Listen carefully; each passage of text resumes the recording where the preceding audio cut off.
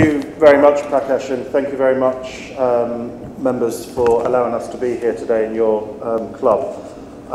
It's a great privilege for us today to be part of the launch of Globe India. It's long overdue to have it in this formation, and I do pay tribute to both the members that have been involved in Globe's work before, Raju, Prakash, and many of the members you see before you. I think there's a real opportunity and there's a real moment in time that requires legislators to step up, and I think this is one of those times.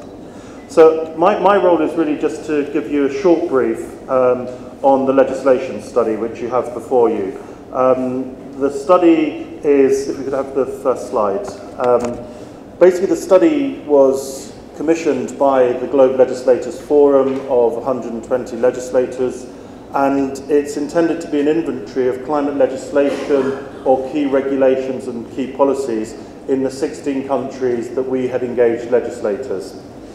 And it built upon the work that Globe had been undertaking since Copenhagen, where we had agreed a set of core principles between Senator Congressman Markey from the United States and Congressman Wang Guantao from China, who led a discussion amongst legislators from all of these countries to identify the priority areas within national legislation that we felt parliaments could be working on now, and that we didn't necessarily require an international agreement, but could actually be instigated in legislation now by parliaments.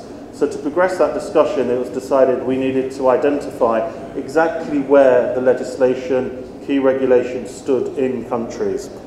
And it's a joint project between the Grantham Research Institute at the London School of Economics, and it was research carried out in the second half of 2010. The study that was launched a couple of months back that you have here will be updated now every 6 months, so that there's a continuous updated record, and we'll add further countries to the study as we go forward.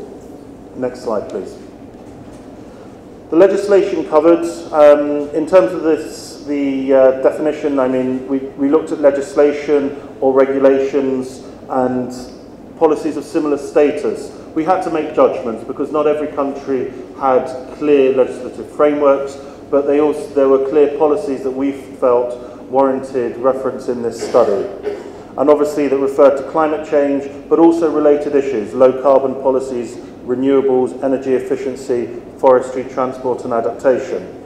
We only looked at state level activities, so this is not to say that there isn't a great deal happening at the provincial level, but it's simply that the work of Globe is with national legislators, and therefore that was the focus of the study. And in many instances we looked at laws that were already approved, but we did also include laws or policy packages that we deemed met that criteria that were very clearly in the pipeline. And for example, in the process of the study, you had the recent announcement of China's 5-year plan, which is now being converted into legislation. Next slide, please. So really looking at it in numbers, we looked at 155 laws and regulations in 16 countries, and this ranged from a country such as the UK, where you had the most actual specific climate-related legislation in 22 pieces of 22 laws, and probably at the other end was South Africa, where they have 3. But again, that doesn't necessarily represent the quality or the extent of that legislation. It just merely was a reflection of how some pieces of legislation had incorporated a much broader approach, and others were very specific in their remit. The first law was passed in '98, and it was actually Japan's law concerning the promotion of countermeasures to cope with global warming. And since then, there's been a particular growth in the number of laws over the past few years.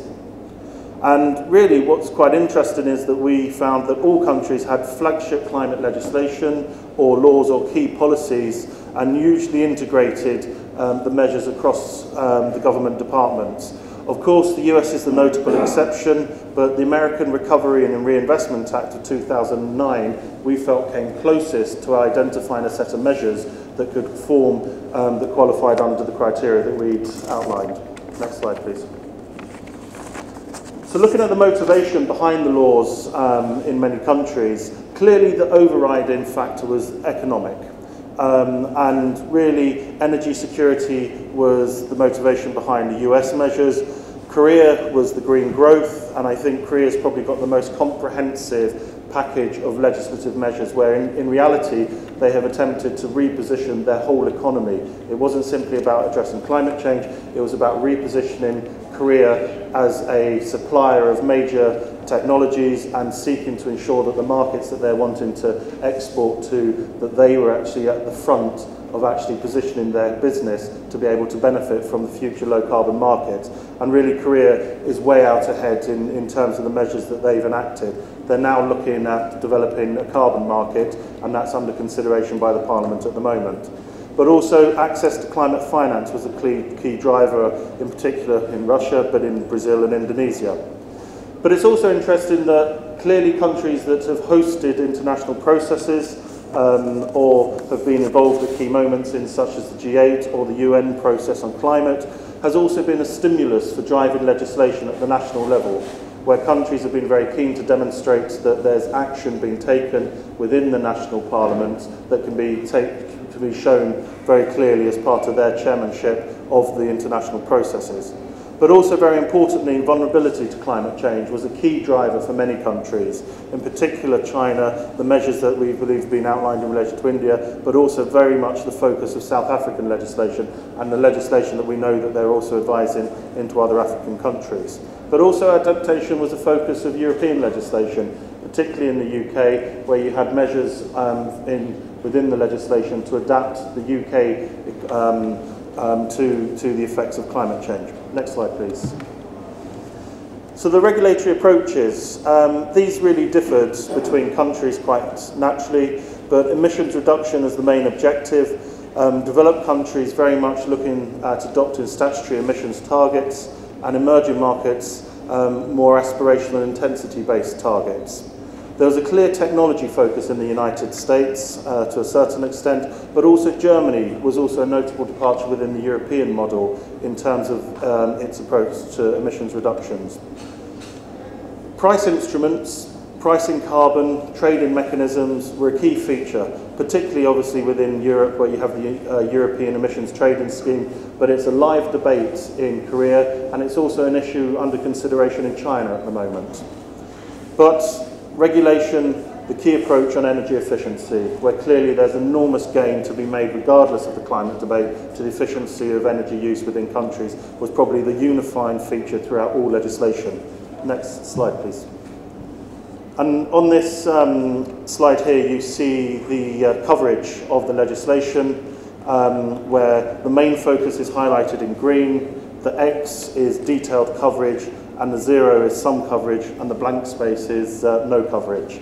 And this gives you an idea of exactly the sort of main drivers here for the legislation, and quite clearly energy efficiency, renewable energies have been some of the key factors across the board. And I think that highlights the opportunities for parliaments to be working a lot more closely together in identifying complementary measures, complementary regulations, and actually learning and sharing those experiences and potentially move into certain standardizations that could actually generate much more effective ways of investment for the corporate sector. Next slide, please. Partisan and institutions. It's fair to say support for climate change has often been bipartisan, and this was something that was picked up by the study team. Interestingly, in Brazil, Europe, South Korea, the UK, it was very much an issue that crossed the party boundaries. And I think today the spread of representatives we have in the room is again an indication that this is an issue that goes beyond party boundaries. Obviously, it also goes across party boundaries in opposition, and in particularly in the United States, you had clear Democrat and Republican opposition to legislation, and so in that regard, the partisanship was quite clear. There was also a motivation for laws which determined parliamentary committees being led very strongly in the environment and water committees in many parliaments, but also setting up climate committees separate to government, which can actually set independent targets and standards. And many, but and often new, cross-departmental institutions were being created in legislation. In Brazil, China, France, India, Indonesia, Mexico, South Korea, all of these were looking at cross-departmental institutions taking the lead on this. Next slide. So really, in conclusion, the study has shown that there's legislative action on major policies in development in all of these countries.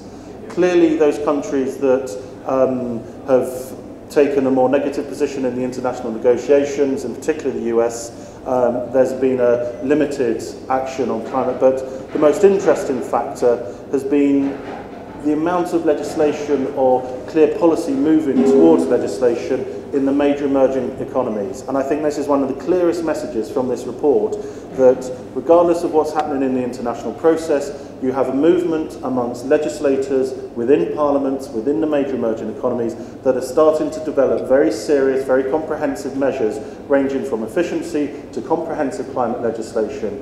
And I think this sends a very interesting message to the international community that there must be a way to actually acknowledge and recognise this effort of countries, which is quite considerable, and at the moment it is not acknowledged in the international process in any way.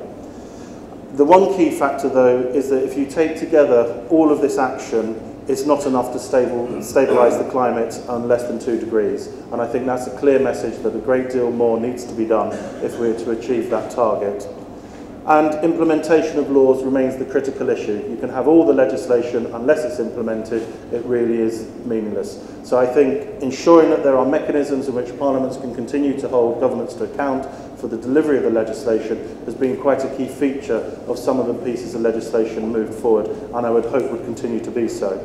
And really, I think it underlines the critical need for organisations such as Globe India and other organisations to really start working very closely across party lines, but with their colleagues in other parliaments, to try and share a unified approach where possible, adapt legislation to your national circumstances where appropriate and deemed appropriate by the national groups, and there's a real opportunity to make a major contribution here in addressing climate change.